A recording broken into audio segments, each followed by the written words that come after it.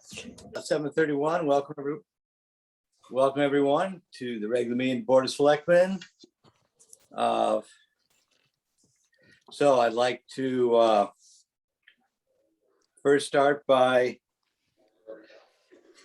welcoming everyone and ask for approval of the minutes of July 20th. The motion to approve. I move to approve the minutes from July 20th. Okay, a second. I second. Okay, very good. Hi, Marina. Hi, Hi. Priscilla. Yeah, so any discussion on that? Thank you, John, for the excellent minutes. So all those in favor? Aye. Aye. Communications. The only communications I would give out there is our town photographer Laszlo Gorzik got some nice recognition this week with having the best photograph in New England, something like that, from the New England Association of Camera Clubs. Yep. And again, one of those quiet people who does a tremendous amount to document what goes on here, take incredible pictures, uplifting pictures of town events and natural settings, and really brings Cornwall's beauty and people to light. So again, well-deserved congratulations to Laszlo Gorzik. He may not be listening, but we may pen him a note tomorrow and congratulate him. So Good. glad to read that. About that, addition to the agenda, does anybody have any? I just have one, which is the Route 7 New England Bikeway update. Are there any other additions? Under communication, Gordon, all I would like to add is that the state did a marvelous job with the repair of the facade of the covered bridge in West Cornwall.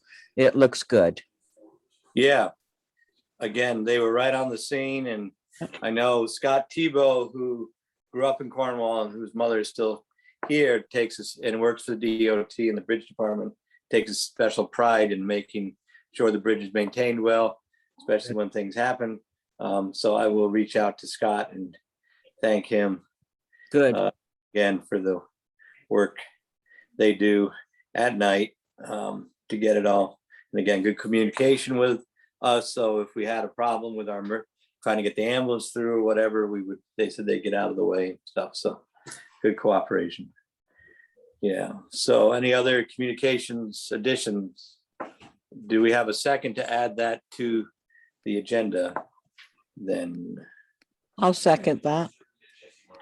okay. Any discussion? All those in favor? Aye. Hi. Yeah. Next we have COVID coronavirus update.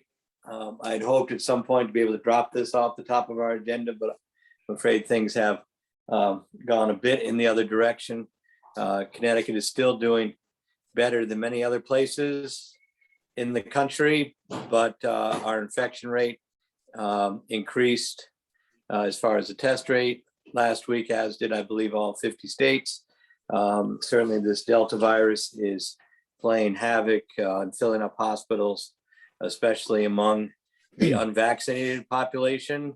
So again, we urge everyone to get a vaccine. I'm going to write a letter on Thursday. They are having a Region 1 vaccination, free vaccinations up at Housatonic High School, mid-August, choice of vaccines and everything. So I can try to get that out to everyone and encourage. And I think it goes down to 12 years old.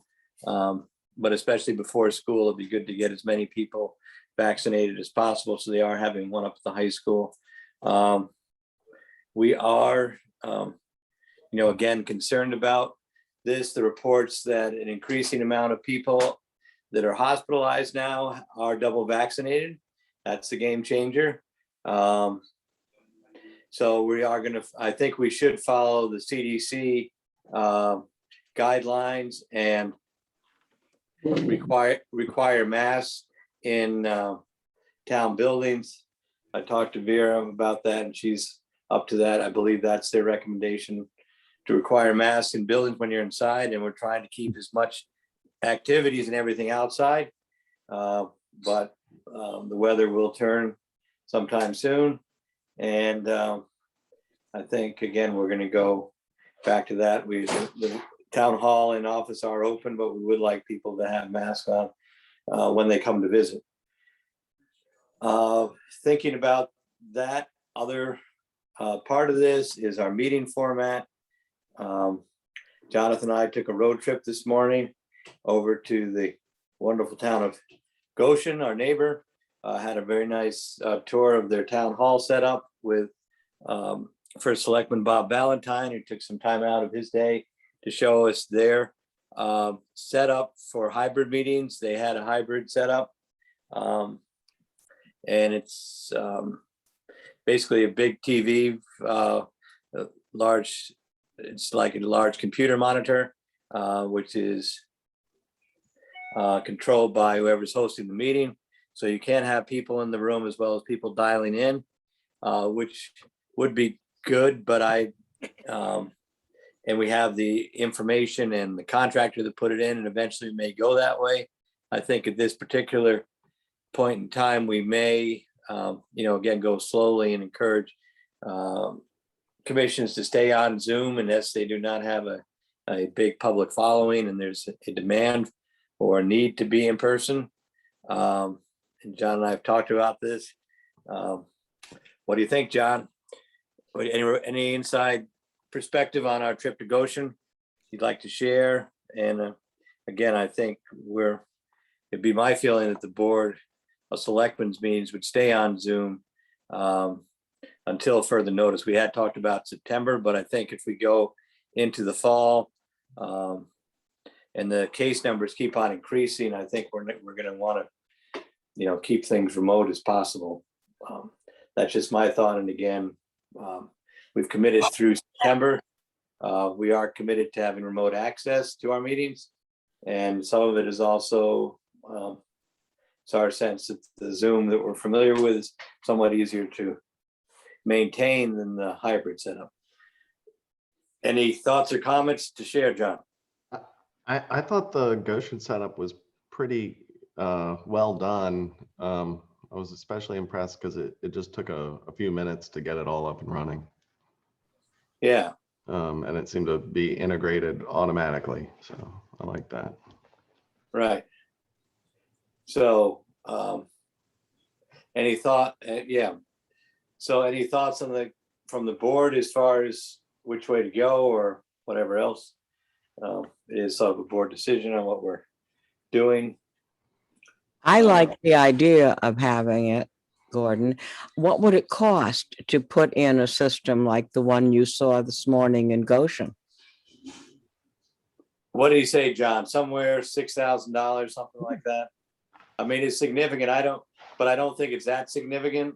I think eventually we'll probably get to that system, but at this point, I think the bigger question we have is, do we want to have these meetings in person, even if they're broadcast, or do we want to still stay remote? And we don't need to decide that tonight, but I think to me, that's more of an issue than the cost of the meeting. And again, we're discouraging people. We're not just, well, whatever. I mean, I can just see the point where we're going to get back to more restricted use of the town facilities. So. Oh yeah, on that point, I think safety first, and this Zoom seems to work fine, being fully remote too. So I don't think there's a rush by any means. Yeah, I think probably what we do is we'll spec that out. We'll talk to our IT person. Bob did say that they thought they should have wireless mics as opposed to having extra wires. So that's just my thought, is whether the board or the boards want to go back to having an in-person component in addition to a remote component, or just stay all remote. But again, I think we can just put this on our agenda and think about it more. We'll get some price figures, but I don't, as we said before, we do have some COVID money we might be able to apply to it. I think there's some expectation now that there is a remote feature. Some neighboring towns have gone back to in-person only. There's no live broadcast. There's no remote settings. So that is an option, but I'm not sure that would, I'm not sure that'd be the most popular option. And I think at this point, I think also this does save. I don't think we're going to have 15, 20 people show up at our meetings regularly. I think this helps save some energy by having people able to stay at their homes. And it's perhaps more convenient for people. So I think we're going to stay. My thought is we'd have a remote component. The only question is we stay Zoom or we go hybrid. Any thoughts, Marina, on all that? Things, perspectives? No, I think this is a little abstract at this point. Like, I think we need to wait to see what happens with the Delta variant and what happens with COVID. I would rather make a decision based on that.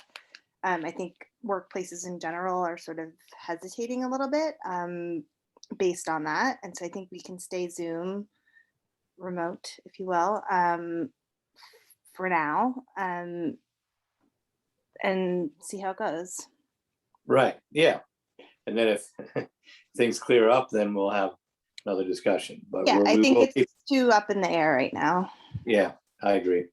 I wish it was going in the other direction. We enjoy being masked as much as possible, but I think the other component is that we would then vote to require masks again in town buildings. So I think that's where we're sort of going to. So I would make that motion. Is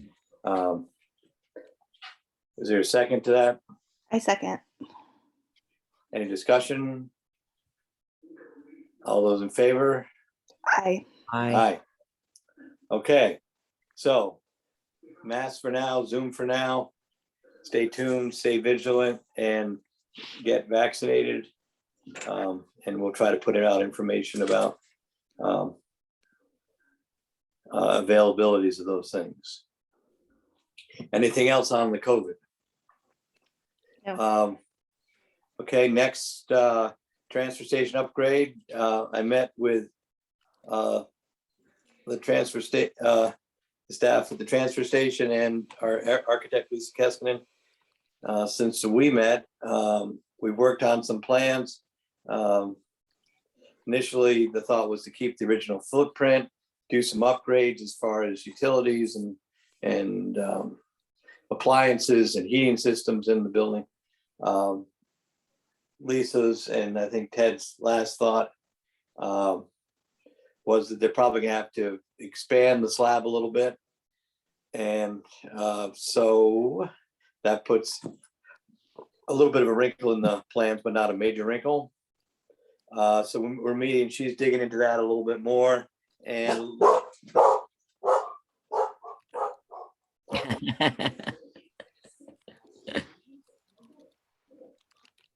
here's my dogs.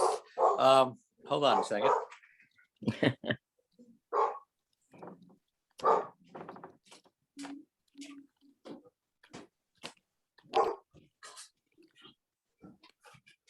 Fine, outside. Outside. There.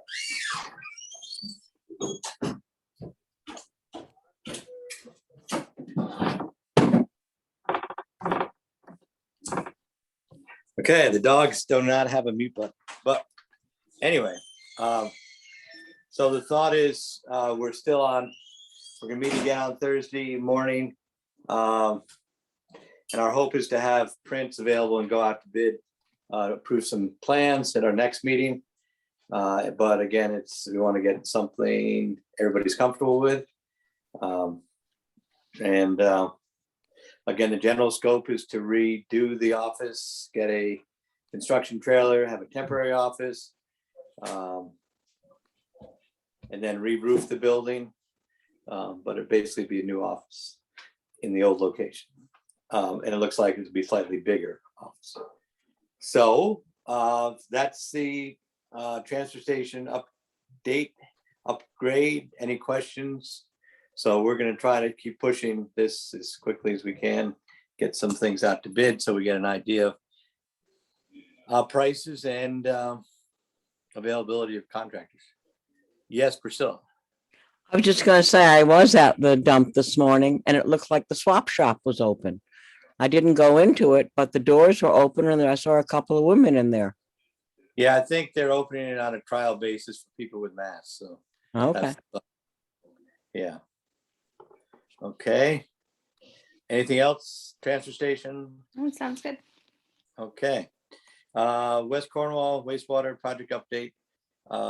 Again, things moved out of the House to the Senate. This is not part of the infrastructure bill. It's part of the regular budget bill at this point. So obviously the infrastructure plan is taking their attention at the current time.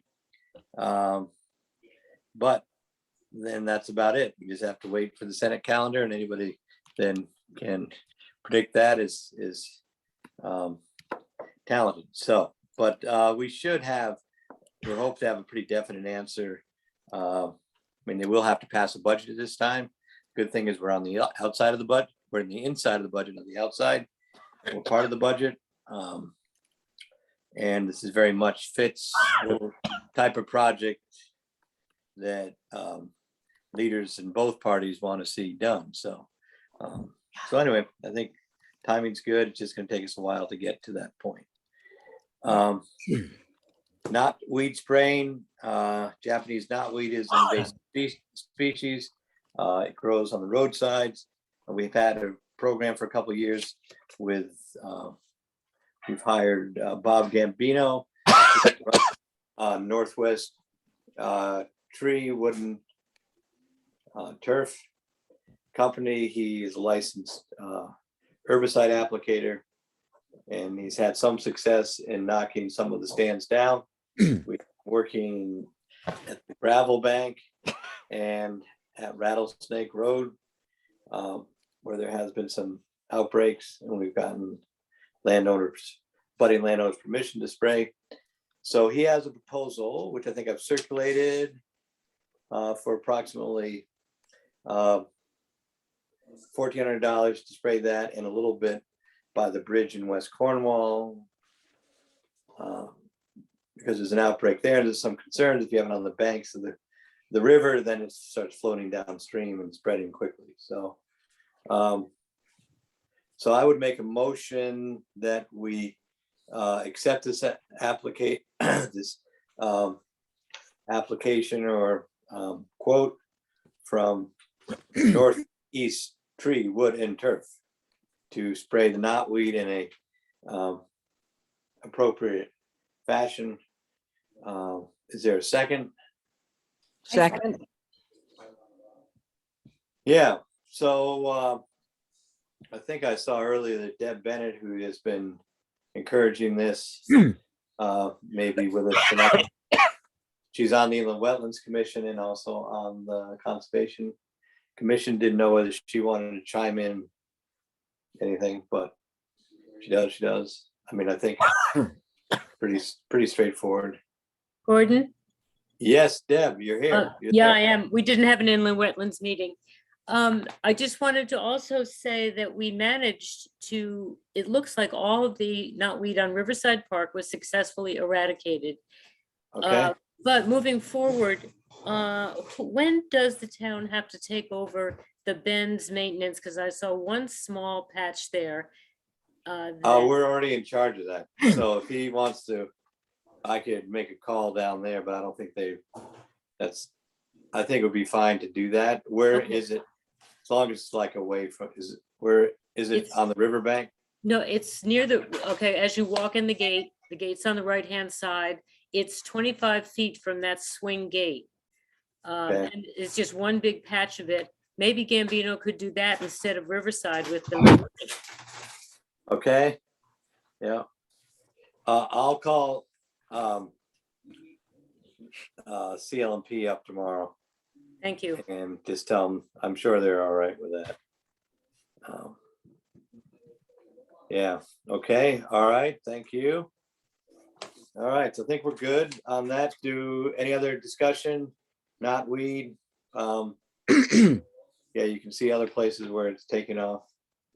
And the thought is, even though we don't really like to spray, that if we can actually knock the thing down, it would be less spraying than if we had to deal with it when it spread a lot.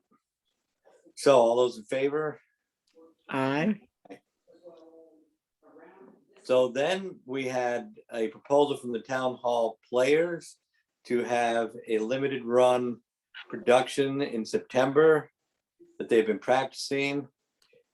Initially, I wasn't too interested in this, but I worked out an arrangement with the producer, Fred Thaler, which I think would work.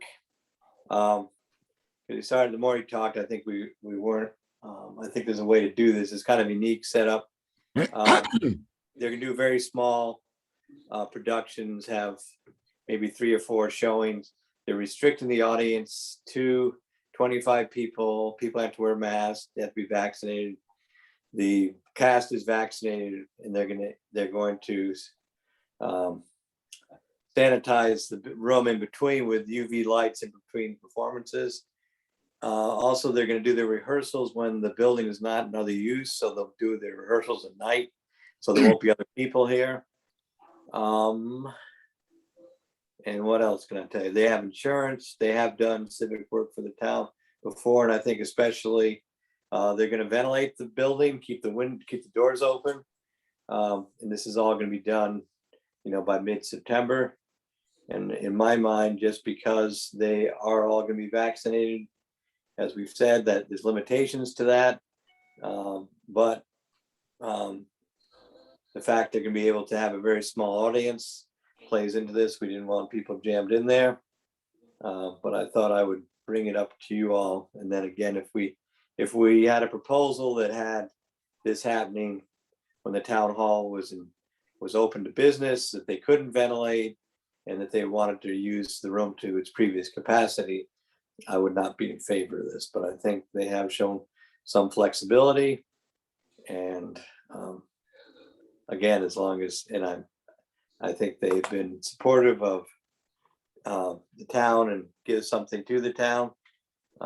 So I'd be in favor of, this is sort of a one-off performance at this point, and hopefully they'll be able to slide in. And again, if all of a sudden things spike and we have to shut it down, I said they can go to down to Foot Field and the pavilion there and have at it out down in the pavilion or under the town tent. They did agree if we all of a sudden shut down the town hall to all use other than workers, then they would agree with that, and we'd find an alternate place.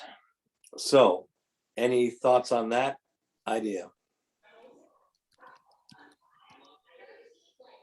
That sounds good. Okay, all right, so look for that mid-September. Okay. Okay, cannabis update. Again, I don't have any hard news on this. The state regulations are still forthcoming. What's interesting is, again, the town under the new state laws has some decision-making over the new legalized uses of cannabis. We do not get involved with people's consumption of it, but as far as the production, as far as cultivation of the crops, and as far as retail, the town does have the ability to accept or deny those uses in its town. And again, that's going to take some time to unpack this and decide what's best. But it is a decision the towns have the ability to, they are authorized to have input on this. The state is not saying you must or you shouldn't. It certainly had a major impact on the economy and the landscape of the Great Barrington, Sheffield area. If you're paying attention driving through there, you can see some big production areas as well as some big stores. So again, that's just gonna be, we probably have a year to decide. Some other towns are doing a moratorium on this. And sort of taking more time to do it. But again, we'll look for some model ordinances or planning and zoning regulations. And stay tuned. What's interesting about this, also the cultivation aspect, the state views that as an industrial process. They have not viewed it as an agricultural process, because we know there's wide latitude given to farmers doing ordinary or previous types of agriculture. This apparently has some new designation which allows municipalities to regulate it more intensively than they can regular agriculture.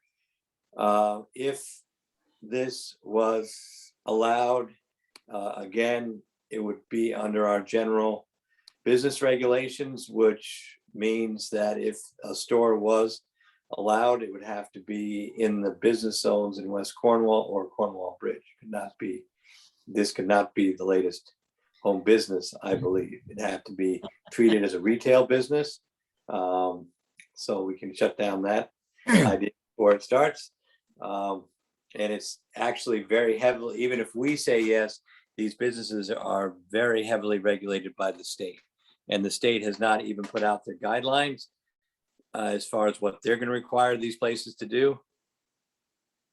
I did hear that the towns can require a public safety bond to these companies, which is, I haven't heard of businesses having to do that before, up to $50,000. So, and there has been a lot of interest statewide with people getting into this, of course. And again, it's just something else that's out there that we need to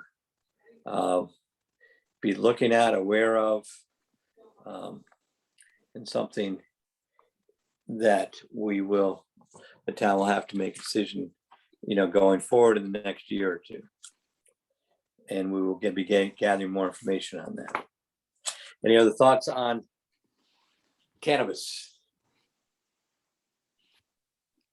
Okay, so then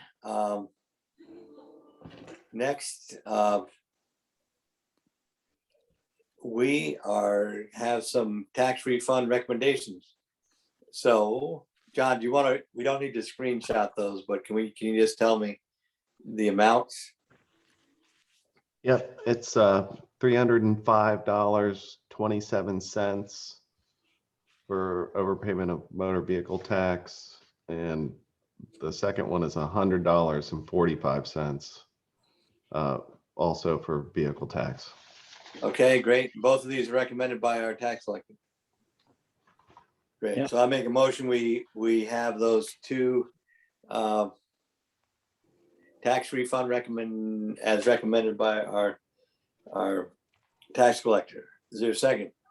Second, Any discussion? All those in favor? Aye. aye. Okay, public comments. Oh, Oh, there was the Route 7 yes, bike. the big news of the day. Yeah, almost forgot. Thank you, John, keeping me on my game. So this sign in the back, in my back, this is it. You're seeing it for the first time. Bicycle, US 7, right there. So this is given to us as a model by our bike advocate, Terry Burke. And with this, extra points for anybody that can guess what these letters stand for. Western New England Greenway. So Wow. so Route 7 is part of the WNEG, the West New England Greenway, which is the bike path that goes from New York to Montreal and is in use right now.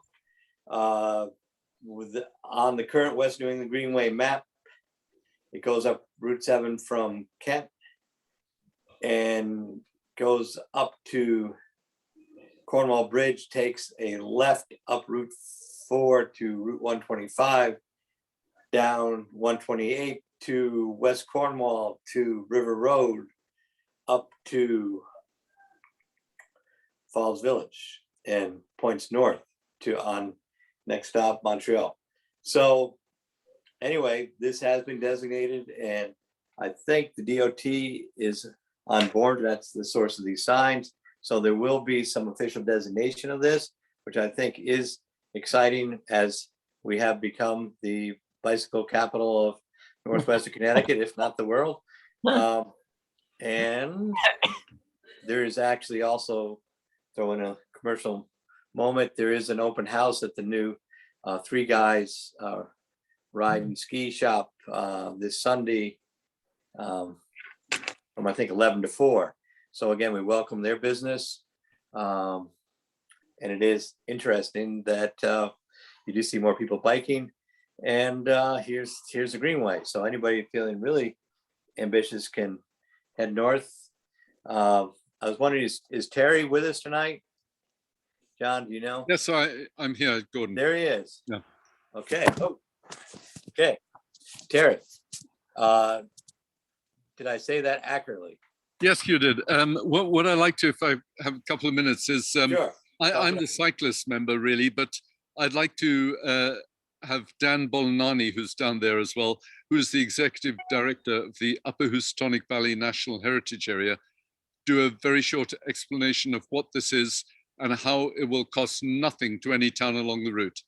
Can I hand over to Dan? Yeah. We're all glad to see Dan. How you doing, Dan? I'm well. Thank you, Gordon. Thanks, Terry. Yeah. Yeah, so if I can just very briefly. Yeah, go for it. I mean, we're ahead of schedule here, so Great. tell us what's coming to town. Yeah, so this is a bike route that a handful of volunteers have been working on putting together for a number of years now.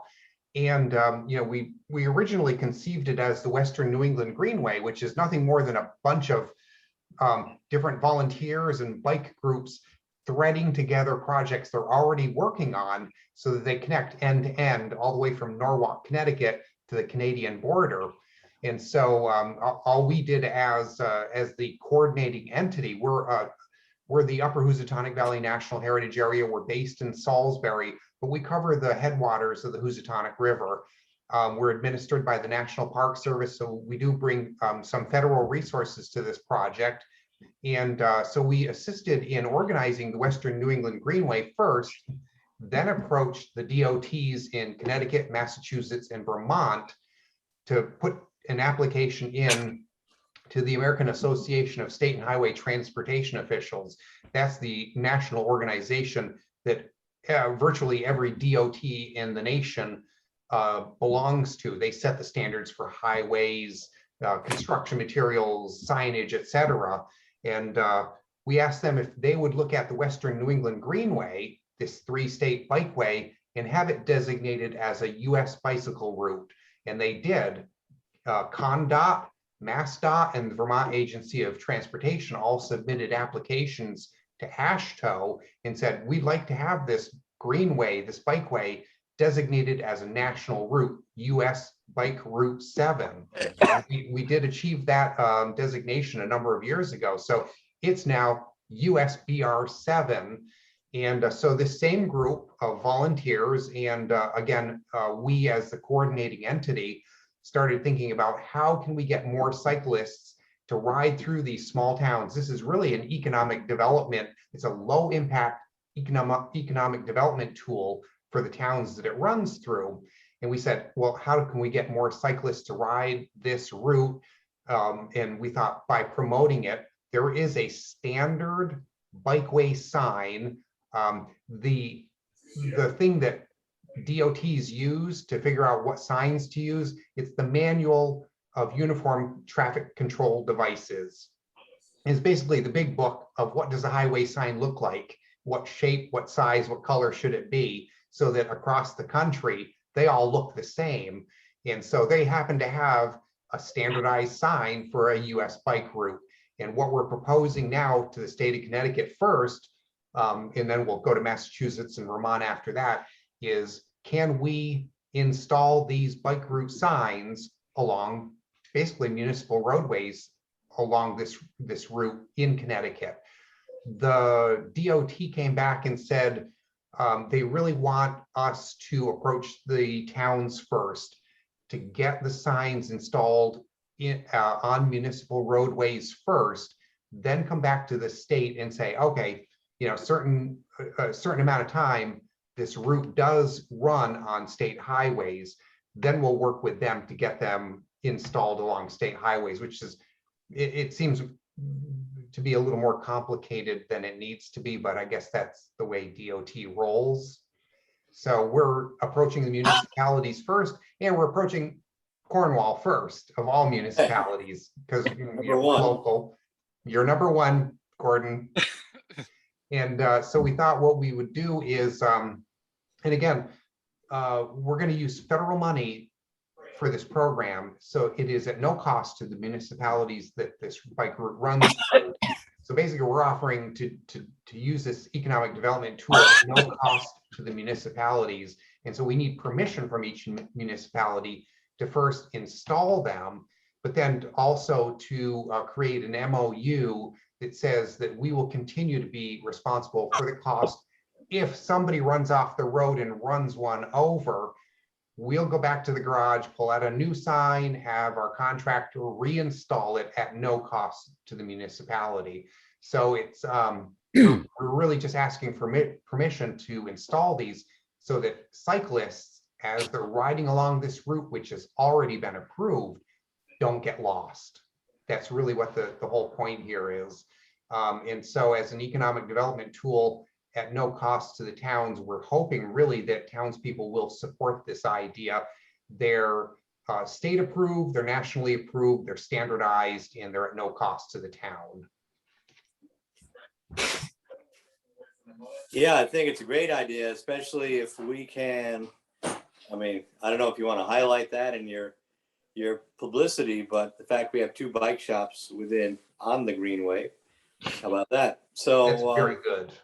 Isn't that fun? So let's see. And again, for the board, the only area where it covers a town road would be River Road north of West Cornwall. The rest of it would be state highway. So, and then that turns into River Road in Falls Village. So we would only have a couple of signs probably anyway, Right. getting people onto that and tell them to go straight. But even the Music Mountain intersection there is in our neighboring town of Falls Village. So, and we're friends. So I'm sure that's not gonna be a problem up there. And again, thinking that they just have a new cafe opening up in Falls Village, and that whole little business area is pretty adjacent to this whole place. Does it go across the Amesville Bridge and then up the dirt road in Salisbury? No, it actually goes under the railroad trestle and then follows 126 up to Sand Road. So it goes in the other direction. We give an option to go the Housatonic River Road as well. Yeah, there is an option, but generally the scheme of the sign installation, because it has to be both northbound and southbound, is that there's on municipal roads, there's a sign approaching every turn telling you which way you're going to be turning, and then there's a confirmation sign generally somewhere after the turn, and that's in both directions. So for municipal roadways, there's a sign. There's 2 signs northbound, 2 signs southbound.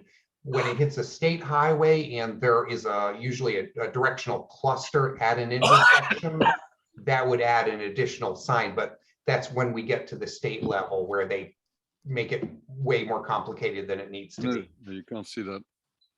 Yeah, so that's my only concern, especially when where a River Road intersects Route 128. That's, you've got the railroad crossing there, the arm machine, and that whole area is already has a lot of signs there. So as much as we can do to get the signs ahead of that, or not, and I'm sure the DOT is going to have some thoughts on that, just so the people pulling out of River Road can see, you know, can see that sideline, because it does, especially, it gets jammed up there from time to time, but overall, I think this is exciting. Yeah, I have a picture of what it looks like on a signpost. If you're interested in seeing it, I can share that with you, but otherwise you've got the sign there essentially. yeah, It's I the think we can sign guess. plus WNEG plus a directional arrow. That's essentially. Great. Yeah, Gordon, on the River Road one, we could set it back at least 50 yards before the bridge there to say Yeah. US Bike Route 7 turning left. And then the other one will be the state one 50 yards before the turn right coming down Right. 128. So I don't think there'll be too much of a problem there. Yeah, that's great. So, yeah, so I think let's, I would then make a motion that we endorse the efforts of the Western New England Greenway and allow these signs on town road or river road to designate that as part of the Greenway, because it is easy to get lost in Cornwall. At least you won't run out of gas if you're on a bicycle, but anyway, people get trapped in looking for the Cornwall covered bridge and Cornwall Bridge, and then anyway, well, we won't go into all that. But anyway, I think it's good. I think it's a nice thing to have on the side of the road. Lets people know there are cyclists out there. Okay, so is there a second to that motion to support this concept? I'll Second. second. Okay, double seconds, good. All right, any more discussion?